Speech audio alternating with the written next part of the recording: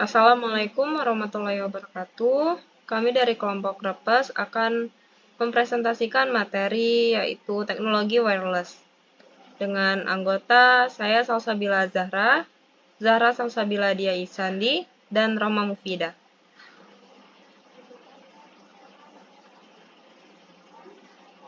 Next.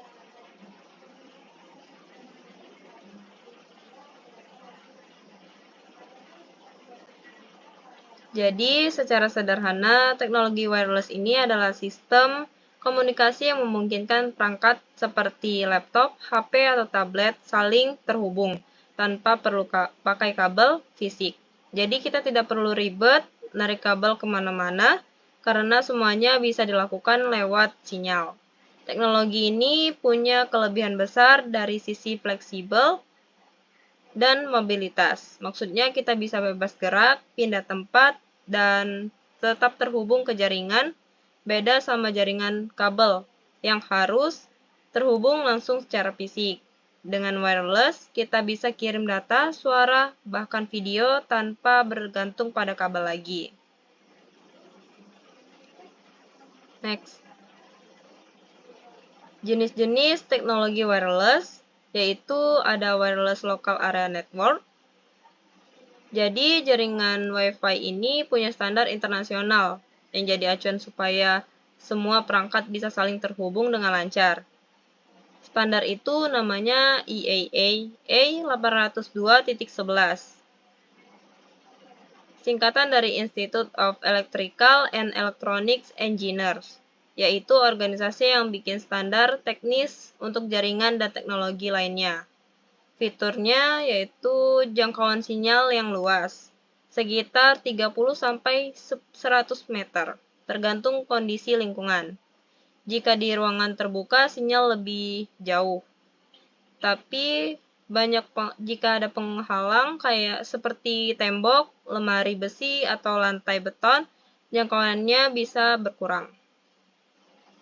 Menggunakan dua frekuensi yaitu 2,4 GHz, jangkauannya lebih jauh, lebih tahan terhadap penghalang, karena banyak perangkat lain juga memakai frekuensi ini. 5 GHz lebih cepat dan sinyalnya stabil, tapi jangkauannya lebih pendek dan kurang bagus jika terhalang. Biasanya dipakai untuk aktivitas yang butuh kecepatan tinggi. Terutama yang memakai Wi-Fi 5 atau 6, bisa mempunyai kecepatan lebih dari 1 gigabit per second. Mendukung banyak perangkat sekaligus, salah satunya yaitu kemampuan melayani banyak perangkat sekaligus. Jadi satu jaringan Wi-Fi bisa dipakai untuk HP, laptop, tablet, maupun smart TV. Kelebihannya tidak perlu kabel, mobilitas tinggi, bisa berpindah tempat sambil tetap terhubung ke jaringan. Misal dari kamar ke ruang tamu, ataupun ruangan satu ke ruangan lainnya di kantor. Sinyal Wi-Fi tetap terhubung tanpa harus colok ulang kabel. Mudah digunakan, cukup dengan satu router dan beberapa klik untuk memasukkan password Wi-Fi. Semua perangkat bisa langsung terhubung. Mendukung banyak perangkat. Bisa melayani banyak perangkat secara bersamaan, jadi satu router bisa dipakai untuk semua perangkat. Kekurangannya yaitu sinyal mudah terganggu. Jika ada tembok atau penghalang yang lainnya, sinyal Wi-Fi bisa melemah atau terganggu, apalagi menggunakan frekuensi 5 GHz yang lebih sensitif terhadap hambatan fisik. Keamanan lebih rentan, karena bersifat nirkabel, sinyal Wi-Fi bisa ditangkap oleh orang lain di sekitar kita. Jika tidak mengatur password yang kuat, kemungkinan jaringan bisa dibobol oleh orang. Butuh router yang stabil. Kualitas koneksi tergantung pada performa router. Jika routernya sudah tua atau kualitas rendah, sinyal bisa sering putus-putus walaupun langganan internetnya cepat. Selanjutnya adalah Wireless Personal Area Network atau WPAN memiliki dua standar, yaitu Bluetooth dan Zigbee. WPAN adalah jaringan yang memungkinkan komunikasi jarak dekat antar perangkat pribadi, seperti dari ponsel ke earphone nirkabel atau smartwatch. Bluetooth sering dimanfaatkan untuk mentransfer file atau audio, sedangkan Zigbee lebih diperuntukkan bagi perangkat rumah pintar yang mengutamakan efisiensi energi. Fiturnya memiliki jangkauan 1-10 meter, hemat daya, kemudian frekuensinya 2,4 GHz, kecepatannya rendah. Kelebihannya yaitu konsumsi baterai yang hemat dan kemudahan penggunaan sangat cocok untuk perangkat kecil. Kekurangannya, jangkauan yang terbatas, kecepatan transfer yang relatif rendah, dan kurang ideal untuk pengiriman data jumlah besar. Kemudian, Wireless Metropolitan Area Network atau WMAN. WMAN ini memiliki standar diantaranya adalah WiMAX IEEE 802.16. WMAN adalah jaringan nirkabel yang mencakup area luas seperti kota. Teknologi seperti WMAN memungkinkan koneksi internet dari antena pusat ke rumah atau kantor tanpa kabel. Ini menggantikan kebutuhan akan kabel optik. Kemudian, fiturnya jangkauan hingga 50 km. Frekuensinya 2,3 sampai 3,5 GHz. Kecepatannya hingga 70 MB per sekon dan cocok untuk broadband luar ruangan. Kelebihannya, jangkauan yang luas menjadikannya sebagai alternatif untuk internet berbasis kabel. Kekurangannya, sinyalnya dapat terganggu akibat cuaca dan kebutuhan peralatan khusus untuk pengaturan jaringan. Kemudian, selanjutnya akan disampaikan oleh Zahra Salsabila Dia Ihsandi. Baik, di sini ada Wireless Wide Area Network atau WWAN. Wireless Wide Area Network atau WWAN adalah jaringan nirkabel yang mencakup wilayah yang sangat luas. Teknologi ini biasanya digunakan oleh perangkat seluler seperti smartphone untuk mengakses internet melalui jaringan yang disediakan oleh operator seluler. Standar teknologi yang digunakan dalam WWAN adalah 3G, 4G LTE, dan 5G. Di sini 3G memiliki kecepatan hingga 2 Mbps, cukup untuk browsing dan komunikasi dasar.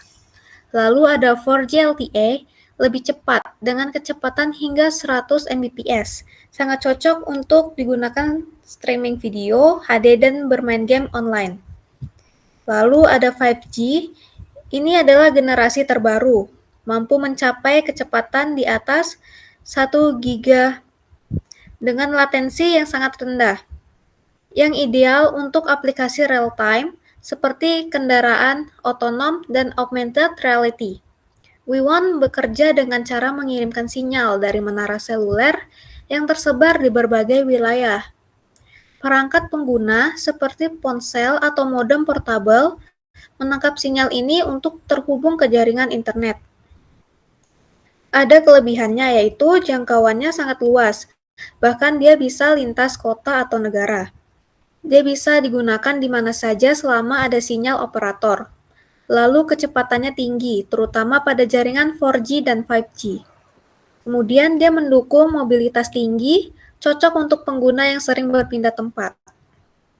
Lalu kekurangannya, dia tergantung pada kekuatan sinyal dari menara seluler. Jika berada di daerah terpencil, maka koneksi bisa melemah. Lalu biaya data seluler bisa cukup mahal, terutama jika digunakan dalam jumlah besar atau di luar negeri. Kemudian ada beberapa layanan yang membutuhkan perangkat khusus untuk menangkap sinyal 5G. Lalu di sini ada Internet of Things atau IoT networks. Jaringan IoT adalah jenis jaringan nirkabel yang dirancang khusus untuk menghubungkan perangkat pintar seperti sensor, kamera, alat pelacak, dan perangkat rumah tangga otomatis seperti lampu pintar atau smart lock.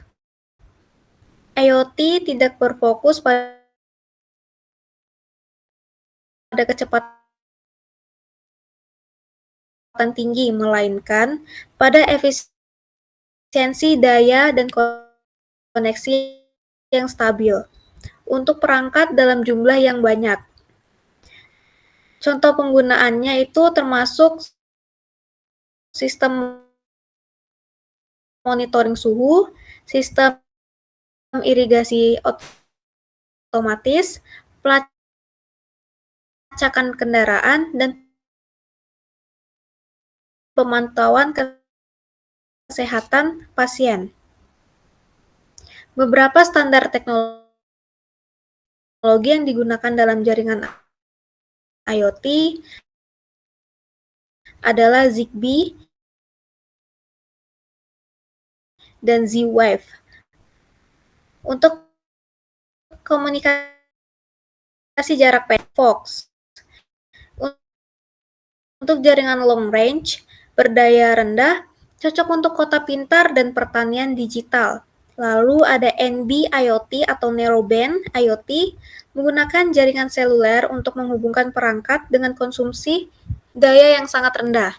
Di sini fitur IoT networks itu jangkauan bervariasi, mulai dari 10 meter, yaitu Zigbee, hingga